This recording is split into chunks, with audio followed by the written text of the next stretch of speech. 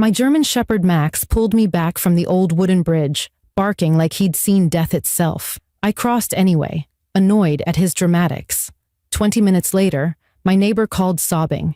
"Everyone who crossed that bridge this morning is gone." When I asked where they went, he whispered something that still gives me nightmares. They were taken by something that's been waiting underneath for 30 years.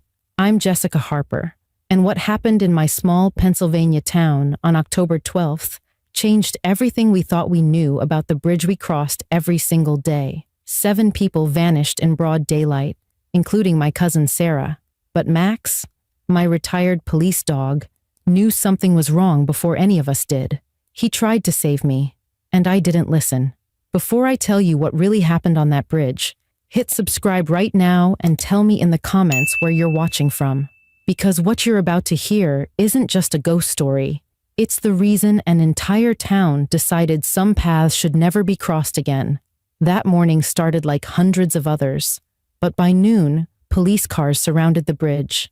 Families were screaming for their missing loved ones, and my dog was the only one who'd seen the danger coming. What he knew by instinct took the rest of us almost too long to figure out. 6 months before that terrible October morning, I'd moved to Millbrook, Pennsylvania, population 3,000 and change. My divorce had just been finalized, and I needed a fresh start somewhere quiet. My cousin Sarah had been begging me to move there for years. "It's perfect," she'd said on the phone. "Small town charm. Everybody knows everybody, and I could really use my favorite cousin nearby." She owned a bakery on Main Street, the kind where people lined up at 5 in the morning for her famous cinnamon rolls. I'd brought exactly 2 things with me from my old life in Philadelphia: my journalism degree and Max, a 5-year-old German Shepherd I'd adopted from the police department. Max had been shot during a drug bust and couldn't work anymore, but he was still the smartest dog I'd ever met. He could open doors, find lost items, and had this weird ability to sense when something was wrong. The cops who'd worked with him said he'd saved 12 lives during his 3 years on the force. Millbrook felt like stepping back in time in the best way possible. Victorian houses with wraparound porches, a main street where shop owners knew your name after one visit, and yes, the famous Millbrook Bridge. It was this old wooden covered bridge built in 1892, the kind you see on postcards. The bridge crossed Millbrook Creek and connected the residential area where I lived to downtown. Without it, you'd have to drive an extra 4 miles around the creek. Every morning at 6, Max and I would jog across that bridge. It became our routine, our special thing. The boards would creak under our feet, and morning light would stream through the gaps in the walls. Max loved it. He'd run ahead, then wait for me at the other end, tail wagging like crazy. Other joggers used it too. Sarah crossed it every morning at 6:30 to open her bakery. The elementary school teachers walked across around 7. Mrs. Chen, who ran the flower shop, drove her little green car across it every day at 7:15 exactly. My neighbor Tom Brennan was basically the unofficial town historian, 67 years old, retired history professor, and the kind of guy who could tell you what year every building was constructed. He lived in the Victorian next to mine, this gorgeous blue house with white trim. Tom was always on his porch reading newspapers, or these old leather journals he collected. "Morning, Jess," he'd call out when Max and I headed out for our jogs. "Beautiful day for a run." Tom had told me stories about the bridge during my first week in town, how it was built by the 7 founding families of Millbrook, how they'd thrown coins off it for good luck for over a century, how young couples would carve their initials into the wood. "That bridge has seen everything," he'd said, smiling. "Proposals, celebrations, probably a few broken hearts too. It's the soul of this town." The founding families were still around, their descendants anyway. The Morrisons ran the bank. The Hendersons owned the mill. The Chens had the biggest import business in 3 counties. The other families, the Turners, Hills, Johnsons, and Bradys, all had their fingers in different parts of the town's economy. Sarah and I were Morrisons on our grandmother's side, though Grandma had left town when she was 18 and never talked about why. Life in Millbrook had a rhythm to it. Coffee at Sarah's bakery, evening walks with Max, writing freelance articles from my home office, chatting with Tom about town history. It was exactly the peaceful life I'd wanted after the chaos of my divorce. I'd even started dating again, just coffee with the local veterinarian, nothing serious. Max approved of him, which was really all that mattered. October in Millbrook was gorgeous. The leaves turned every shade of red and gold you could imagine. Tourists came from all over to take pictures of the covered bridge surrounded by fall colors. Sarah's bakery sold special pumpkin spice everything. The town was gearing up for the Harvest Festival, the biggest event of the year. Vendors were already setting up booths. The elementary school kids were practicing their songs for the festival concert. October 11th was a Thursday like any other. I'd worked on an article about small-town festivals. Sarah had texted me about trying a new apple pie recipe. Max and I had taken our evening walk, waving to Tom, who was carving a pumpkin on his porch. "Big day tomorrow," he'd said, but I thought he meant the festival preparations. I had no idea he was talking about something else entirely. That night, Max was restless. He kept pacing to the window, whining softly, then coming. Back to my bed. I figured maybe he heard a raccoon or something. Dogs get weird sometimes. When my alarm went off at 5:45 on October 12th, Max was already by the door, but not in his usual excited way. His ears were flat. His tail was down. When I grabbed his leash, he actually backed away from me. "Come on, boy," I said. "It's jog time. Your favorite." But Max just stared at the door like something terrible was waiting on the other side. I finally got Max out the door that morning, but he fought me every step of the way to the bridge. When we reached the entrance, he planted all four paws and refused to move, something he'd never done in the 6 months we'd lived here. His whole body was rigid, fur standing up along his spine, and he was making this low growl I'd only heard once before, when he'd cornered an armed suspect back in Philadelphia. I tried to see what was bothering him, but the bridge looked completely normal. Morning mist drifted up from the creek below. A few joggers had already passed through, and I could hear birds singing in the trees. After 10 minutes of trying to coax Max forward, I gave up and took the long route around the creek, which meant driving instead of jogging. I was 20 minutes late to my morning meeting at the coffee shop, and I spent the whole time complaining to anyone who would listen about Max's weird behavior. "Maybe he's getting old," someone suggested, but I knew that wasn't it. Max had faced down drug dealers with guns and never flinched. Whatever he'd sensed at that bridge had terrified him. At exactly 10:47, my phone started going crazy. The first call was from Maria, Sarah's assistant at the bakery. Her voice was shaking so bad I could barely understand her. "Jessica, Sarah never showed up. Her car is parked by the bridge, but she's not here. She's never missed opening, not once in 5 years." Before I could respond, another call came through. Then another. Then 5 more in rapid succession. The elementary school principal asking if I'd seen 3 teachers who hadn't shown up. The police station dispatcher saying they'd received 4 missing person reports in the last hour. Everyone who was missing had one thing in common. They'd all crossed the Millbrook Bridge between 6 and 8 that morning. Tom Brennan's call came through as I was already grabbing my camera and reporter's notebook. His voice sounded broken, like he'd aged 20 years in 20 minutes. "Jessica, you need to come to the bridge right now. Something terrible has happened. Everyone who crossed this morning is gone. 7 people, including your Sarah." The way he said 7 people made my skin crawl. There was something specific about that number, something in his voice that suggested this wasn't random. I drove to the bridge with Max reluctantly in the back seat, and the scene that greeted me was like something from a nightmare. Sarah's red Honda was parked at the entrance, driver's door hanging open, her, coffee still in the cup holder, steam still rising from it like she'd just stepped out. On the bridge itself, personal belongings were scattered everywhere. A child's Pokemon backpack lay in the middle of the walkway. An iPhone was still playing a morning workout playlist on repeat. A single black high-heeled shoe sat perfectly upright on the wooden railing. Mrs. Chen's groceries were spilled across the planks, oranges rolling toward the edge, a gallon of milk leaking through the boards.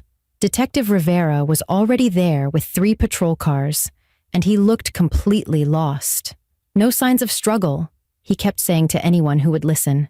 "No blood, no damage to the bridge, Nothing. People just vanished. The security camera from Murphy's gas station across the road had captured some footage, but the morning fog had been so thick that you could only see people entering the bridge, never exiting. The last person seen was Mrs. Chen at 7:15. After that, nothing. Like the bridge had just swallowed them whole. While the police strung up yellow tape and started what looked like a useless search of the creek below, Tom pulled me aside. His face was pale, and his hands were shaking as he grabbed my arm. "There's something you need to know about this date, October 12th. This exact thing happened 30 years ago, down to the number of people missing." He pulled out his phone and showed me a scanned newspaper article from 1994. The headline read, "7 children vanished during school field trip." The article described how 7 kids had disappeared while crossing the bridge during a morning field trip. They were never found. No bodies, no clues, nothing. "But that's not all," Tom continued, pulling up more articles on his phone. 1964, 7 teenagers disappeared during homecoming. 1934, 7 factory workers never made it across during their morning shift. 1904, 7 members of a wedding party vanished. Always October 12th. Always 7 people. Always in the morning. He paused, looking at the bridge like it might hear him. "The town leaders have been covering it up for decades, afraid it would ruin us economically. But I've been researching this for 20 years, and I found something else." He showed me a photocopy of an old ledger from the town's historical society. It listed the names of everyone who'd disappeared over the years, and beside each name was a notation, their family lineage. Every single person who'd vanished was a descendant of Millbrook's 7 founding families, the same families who'd built the bridge in 1892. "Check the names of today's missing," Tom said quietly. I pulled out my phone and started checking social media, town records, anything I could access quickly. Sarah Morrison, descendant of the Morrison family. The 3 teachers, Jennifer Turner, Michael Hill, and Patricia Brady. The jogger was Robert Johnson IV. Mrs. Chen had married into the family, but was born a Henderson. The 7th person, who we'd just identified, was Samuel Creek, who'd been walking his dog. My blood turned to ice as I realized what Tom was really telling me. This wasn't random. It was targeted. And if it was targeting founding family descendants, then I was on the list, too. Morrison blood ran through my veins, just like it had through Sarah's.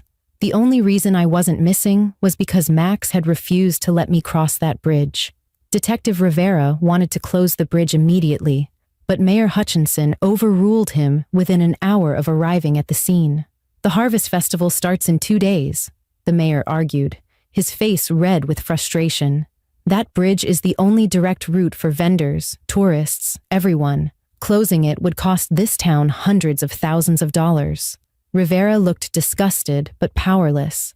The mayor had already called a town meeting for that evening, promising answers he didn't have. Meanwhile, 7 people were still missing, including my cousin, and nobody in charge seemed to care more about finding them than protecting the town's reputation. I couldn't just stand around waiting for bureaucrats to act, so I grabbed Tom and headed to the Millbrook Historical Society, which was really just a fancy name for 3 rooms in the basement of the library. Tom had keys from his volunteer work there, and we spent the next 4 hours pulling every record, journal, and document related to the bridge's construction. Most of it was standard stuff like contractor invoices and architectural plans, but then Tom found something hidden behind other books on a bottom shelf. It was a leather journal wrapped in oilcloth, its pages yellowed and brittle. The cover had a name embossed in fading gold letters: Cornelius Morrison, Master Architect. Cornelius Morrison was my great-great-great-grandfather, and the man who'd designed the bridge. His journal should have been displayed prominently in the Historical Society, not hidden away like something shameful. As I carefully turned the pages, reading his tight Victorian handwriting, I understood why someone had tried to bury this record. The early entries talked about the bridge design and construction challenges, normal stuff. But as the dates got closer to the bridge's completion in October 1892, the tone changed completely. "The 7 families have made their decision," one entry read. "Though my soul rebels against it, I am bound by blood and oath to see it through. 7 souls for 7 families. 7 deaths to ensure 7 bloodlines prosper. The convicts have been selected. The next pages described something so horrible I had to read it 3 times to believe it. The founding families hadn't just used convict labor to build the bridge. They'd deliberately murdered 7 convicts and sealed their bodies inside the bridge's support pillars while they were still alive. It was based on an old European superstition that bridges needed human sacrifices to stand strong against floods and storms. The convicts' names were listed: William Brady, Marcus Johnson, Timothy Creek, Robert Hill, James Morrison, a distant relative who'd tried to stop the murders, Samuel Turner, and Catherine Wells, who'd been falsely convicted of theft just to make the 7th sacrifice. The pact is sealed, the final entry read. 7 lives given so 7 bloodlines may prosper. But blood demands blood, and every 30 years hence, the bridge shall claim its due from those whose wealth stands on these bones. Tom and I sat in stunned silence for a full minute after reading that. Then he pulled out his calculator and started doing math. 1892 plus 30 is 1922, plus 30 is 1952, then 1982, then 1994, and now 2024. But wait. He grabbed another ledger and started checking dates. The records are wrong. The disappearances weren't every 30 years exactly. They happened in 1904, 1934, 1964, 1994, and now 2024. Still 30-year intervals, but starting from 1904, not 1892. I realized what that meant immediately. Something delayed the first collection. The curse, or whatever this is, didn't activate until 12 years after the bridge was built. Tom started flipping through more records frantically until he found a newspaper clipping from 1904. Bridge reopened after major repairs, the headline read. The article explained that flooding in 1904 had damaged the bridge's foundations, and during repairs, workers had discovered human remains in the support pillars. But instead of properly investigating, the town leaders had quietly resealed the pillars and continued the repairs. That's when I made a decision that went against every logical thought in my head. I have to go back to the bridge tonight. If there's any chance Sarah and the others are still alive, if they're trapped somewhere like those convicts were trapped, I have to try to find them.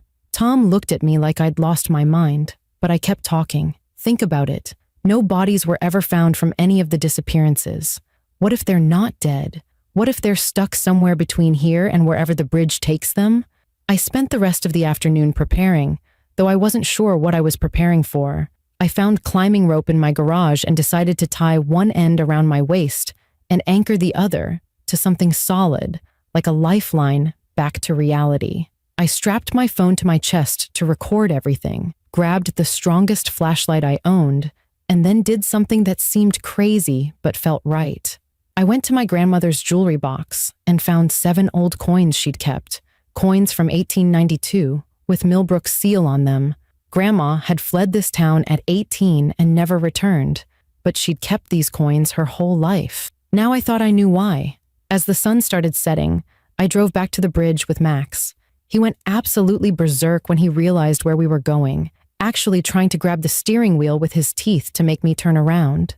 I know, boy, I told him, my voice shaking. But Sarah would do this for me. She'd walk into hell itself if it meant saving me. When we parked at the bridge entrance, I had to lock Max in the car, despite his frantic barking and scratching at the windows. His desperation to stop me almost broke my resolve, but I kept thinking about Sarah floating in some horrible limbo, waiting for someone to save her. I tied the rope to Sarah's abandoned car and tested it 3 times to make sure it would hold. Then I put the 7 coins in my pocket, turned on my flashlight and phone camera, and stepped onto the bridge as darkness fell. The temperature dropped instantly, like I'd walked into a freezer. The wooden planks that had been solid that morning felt soft and unstable under my feet. And from somewhere below the bridge came a sound that made my whole body shake. 7 voices singing in harmony, using words from a language that sounded older than English, older than anything that should exist in Pennsylvania. With each step forward, the singing grew louder, and I knew with terrifying certainty that whatever had taken Sarah and the others was waiting for me too. Halfway across the bridge, everything changed in an instant. The rope around my waist went completely slack, and when I turned to look back, I couldn't see my car or the road anymore, just a wall of absolute darkness that seemed to swallow even the beam of my flashlight. The singing below grew so loud it felt like it was coming from inside my skull, 7 voices weaving together in a harmony that was beautiful and terrifying at the same time. Then, the wooden planks beneath my feet started to turn transparent, like someone was slowly adjusting the opacity on glass, and I could see straight down into what should have been Millbrook Creek, 20 feet below. But there was no creek. Instead, I was looking into a massive underground chamber carved from solid rock, lit by this sick, greenish-blue light that seemed to come from the stones themselves. The chamber was easily the size of a football field, with carved pillars reaching up toward where the bridge's supports should be, and suspended in the air, floating like they were underwater, were the missing people. Sarah was closest to me, maybe 10 feet below, her eyes wide open but completely blank, her body slowly rotating in the phosphorescent air. Her mouth was moving like she was trying to scream, but no sound came out. The 3 teachers floated nearby in a triangle formation, their hands reaching toward each other but never quite touching. Mrs. Chen was suspended upside down, her gray hair flowing upward, that single black shoe still somehow on her foot. The jogger and Samuel Creek drifted at the edges of my vision, all 7 of them arranged in a perfect circle. But that wasn't the worst part. Behind them, in row after row stretching back into the darkness, were more bodies, dozens and dozens of them, all floating, all with those same blank eyes and moving mouths. I recognized some of the clothing styles immediately. A woman in a 1990s windbreaker that had to be from the 1994 disappearance, teenagers in bell-bottoms from the 1960s, men in fedoras and suspenders from the 1930s, even children in what looked like turn-of-the-century school uniforms. Every single person who'd vanished from the bridge over the last 120 years was here, preserved in this nightmare suspension, neither dead nor alive, but trapped in something worse than either. A figure materialized on the bridge in front of me, and I nearly screamed. It was a man in black and white striped prison clothes, the kind they used in the 1890s. His face was gaunt, almost skeletal, with hollow eyes that somehow still held intelligence and pain. Heavy chains hung from his wrists and ankles, but they didn't seem to slow him down as he walked toward me. Behind him, 6 more figures appeared, all in the same prison stripes, including one woman whose face held so much anger, it made me step backward. "You carry the coins," the first man said, and his voice sounded like rocks grinding together. "You're the first in 130 years to bring the coins." He held out his hand, and I could see through it to the chamber below. "I'm William Brady. These are my fellow damned, Marcus, Timothy, Robert, James, Samuel, and Catherine." Each nodded as he said their name, and I realized with a shock that James Morrison looked exactly like the old portrait of my ancestor hanging in the Historical Society. "The founding families killed us to bless their bridge," William continued, his hollow eyes never leaving mine. "Sealed us alive in concrete to buy their prosperity with our souls. But murder creates its own curse. Every 30 years, we're forced to take 7 descendants as payment for 7 lives stolen. We don't want to. God knows we've tried to resist, but the pact the families made binds us as much as them." He gestured to the floating bodies below. "They're not dead, just as we're not truly dead. They exist between worlds, payment for a debt that can never be satisfied." Catherine Wells stepped forward, her face softening slightly. "But you brought the coins. The original coins the families used to seal their pact. We can feel them burning in your pocket like 7 suns. There's a way to break this curse, but the cost will destroy everything your family built." She pointed to the chamber below. "Throw the coins down there, 1 for each of us, and speak our names. Not our crimes, not our sins, but our names as human beings. Give us back what they stole, our identities, our humanity. Do this, and the curse breaks. But know this," William Brady added, his voice urgent, Breaking the curse means the bridge falls. Every business, every fortune built on the blood money of our murders will crumble. The 7 families will lose everything their ancestors bought with our lives. The town will know the truth of what their prosperity cost. And you, descendant of Morrison, will be the one who destroyed it all. Can you live with that? I thought about Sarah floating below me, about the teachers, about Mrs. Chen, about all the victims suspended in that horrible space. Then I thought about the 7 people murdered to build a bridge, their souls trapped for over a century as unwilling collectors of an unholy debt. The choice wasn't really a choice at all. I pulled out the 7 coins, feeling them burn hot in my palm. The truth is more important than prosperity built on murder, I said, and I meant every word. One by one, I threw the coins into the chamber, each one blazing like a meteor as it fell. With each coin, I spoke a name clearly and firmly. William Brady. The first coin exploded in white light. Marcus Johnson. The second coin caused the floating bodies to start moving. Timothy Creek. The third made the chamber walls crack. Robert Hill. The fourth caused the bridge to shake violently. James Morrison. My cousin. My family. The fifth coin made James smile. The first human expression I'd seen from any of them. Samuel Turner. The sixth started pulling the floating bodies upward. Catherine Wells. Innocent woman murdered for a lie. The seventh coin shattered the entire illusion. The bridge exploded with light so bright, I was temporarily blinded. I felt myself flying backward.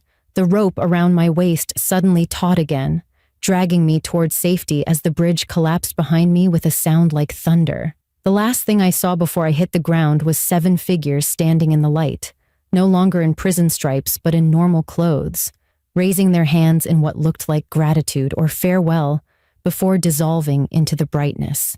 Then everything went black. I woke up on the muddy bank of Millbrook Creek, with Max licking my face frantically, his wet nose pushing against my cheek while he whined in relief. Around me was chaos that looked like a miracle.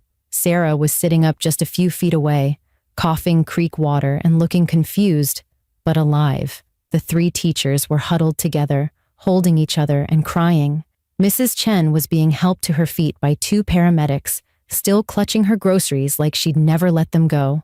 All 7 missing people were scattered along both banks of the creek, soaking wet and disoriented but breathing. The bridge was completely gone, not even rubble remaining, just the ancient stone support pillars standing in the water like tombstones.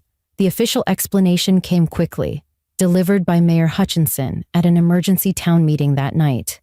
A structural failure caused by 100-year-old wood rot had caused the bridge to collapse, creating a vacuum effect that had somehow pulled people into the creek where they'd been trapped in air pockets under the debris until the bridge's final collapse freed them. It was ridiculous, impossible, and nobody who'd been there believed it. But it was easier than the truth. The security footage from the gas station had mysteriously corrupted, showing nothing but static for the crucial hours.